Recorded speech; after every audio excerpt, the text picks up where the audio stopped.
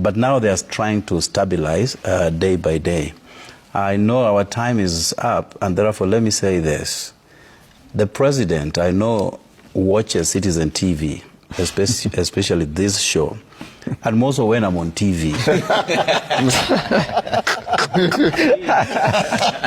Please. So are you communicating to the president? Yes, I'm communicating to the president. Please, he pledged in Homa Bay to help stop abductions. Let him follow on his word.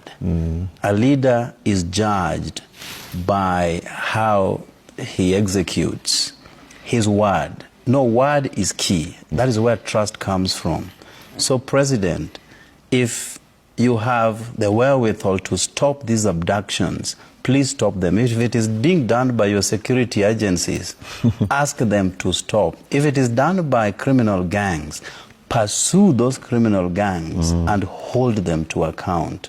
Kenyans are running out of patience by this issue of killings, unwanted killings, each and every day.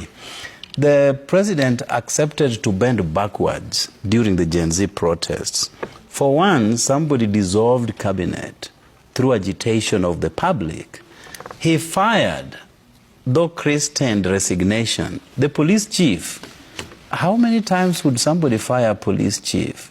So he made several changes in his government because of the agitation from the young people. He needs to bend backwards the more by just incorporating the views of these people. He should not really be scared by what is being written on social media. I mean, these children are jobless because we haven't created enough jobs for them. If they are jobless and they have phones with bundles, they will write something. But that does not feed into what exactly will happen. I'm a leader. I'm as a member of parliament. I read, even on the pages where I'm a member, on those WhatsApp groups, they insult me every now and again. If I was to pursue them, I would not have time for any meaningful work. The president, you have more than enough on your plate. Just concentrate on your mandate. And probably, if you may forget, your mandate is captured in our constitution. Go and read under the presidency and what the president ought to do. Forget about these noises. Kenyan politics can change in a span of 1 week.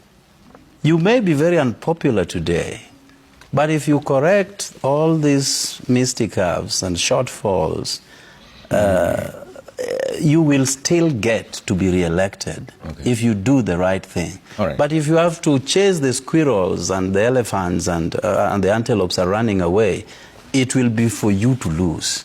So the president, because you listen, just do the right and because you are addressing him now. From Western, from Rift Valley, he has done what is expected to do as a president, bring together the people of Kenya. We are at peace, by the way. It's only that we do not want to appreciate some of these things. Look at what happened on the 25th of June when the Gen Zs attacked the parliament. That is the time when you come to appreciate and value peace and unity. If it were not to be that we are peaceful, we wouldn't be celebrating the conversation we're having this morning on this platform. We would be worried whether I'll be able to exit. So those are some of the achievements that we should let people know and say, when the time for politics come, we will politic. And of course, Trevor. Trevor. You see, you've reiterated the same thing. You see, Trevor, Trevor, I think for me, one of the things that I've always said, and I challenge my friends Sige and others, can we at least at some point have a very honest conversation about our country? Because it's not right to come to national television and lie that Kenya is united. It's not. As a matter of fact, maybe I agree, Kenyans are united against this government. What are you trying to say? Maybe that is the truth. That there's unity. Listen to yourself, Dr. Ari. Let him finish. Yes, he's saying, on the one hand, let's have a conversation about whether Kenya is united. Exactly. On the other hand, he's saying Kenya is united against his government. Don't approbate and reprobate council. You know that. Okay. Let us just be frank Senator, and say it is the effort that the president is doing to unite the people of Kenya. Okay, let him finish. That is the objectivity that I would be very happy to hear from you. I will repeat. There is unity in this country against this failing government. I will re-emphasize.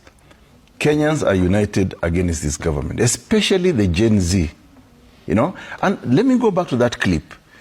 The president is actually bragging that he will defeat. That's a political statement he was making, that Ikuja 2027. If that's not, politics, what is it? Why is he referring to 2027? Ati nitawanyorosha asubuhi na mapema. He didn't say 2027. Let's replay. He said nitawanyorosha. Yes, he didn't say in 2027. Yeah, he's referring Today. Yeah, but the only next election. Anawanyorosha every morning whenever he's doing something.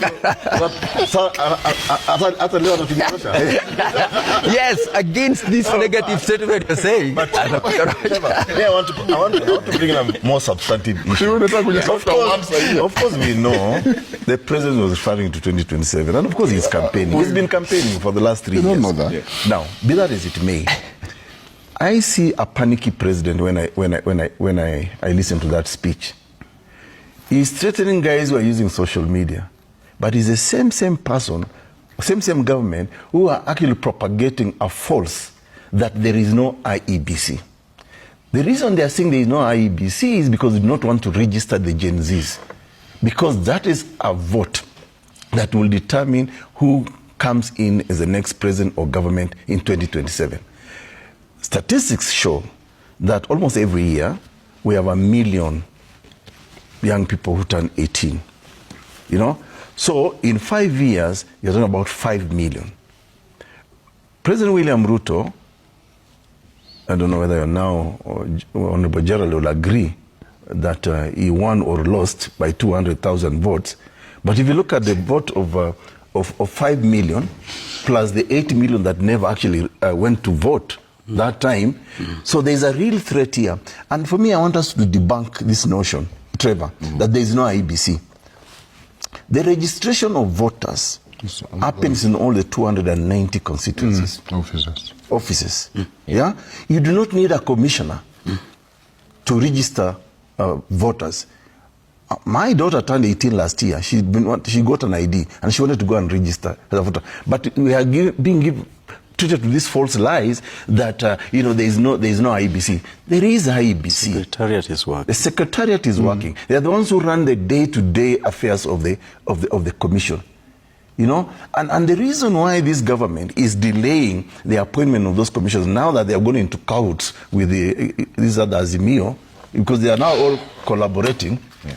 Delay IEBC as much as the commission as much as possible, then you have an excuse. You're trying to create a constitutional crisis. Because remember, you must have an IEBC at least 2 years, clear 2 years before the next election. Yeah. So what is the reason you're not registering Kenyans who have turned 18? Yet we have got all these 290 constituencies. So the president is panicking that watu mtandao wacha wachape tu kelele. It's true. I mean, I agree with the Honorable Gerald Doctor here that there is no polling station in called X or Facebook. Yeah? But then register them. Yeah. Then you will see a polling station. Fair enough. So I wanted to correct because Marijan is the CEO. He's the one running the affairs of the IEBC right now. Okay. And by the way, based on the principle of, I'm trying to remember that in law. Necessity. Yes, principle of necessity.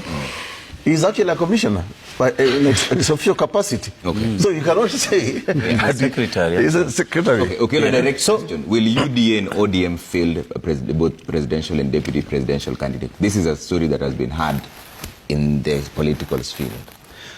In politics, everything is possible, and you never say can never. So I would not run away from such a possibility, especially if Baba chooses to stay in Addis and only comes back to give political direction as he has always done. But one thing that I would want to make clear is, regardless of what turns out in the ensuing elections, ODM party, which is led by none other than the Prime Minister, Dr. Engineer Raila Amolo Odinga, will be in the next government. ODM party will form the next government. That you can take to the bank. But I wanted to also disabuse a notion here. My brother Sigei did allude to the fact that the price of fuel hasn't gone up since President Ruto assumed office. That's not true. Immediately he got into office, he removed all the fuel subsidies, remember, and the prices went beyond the roof.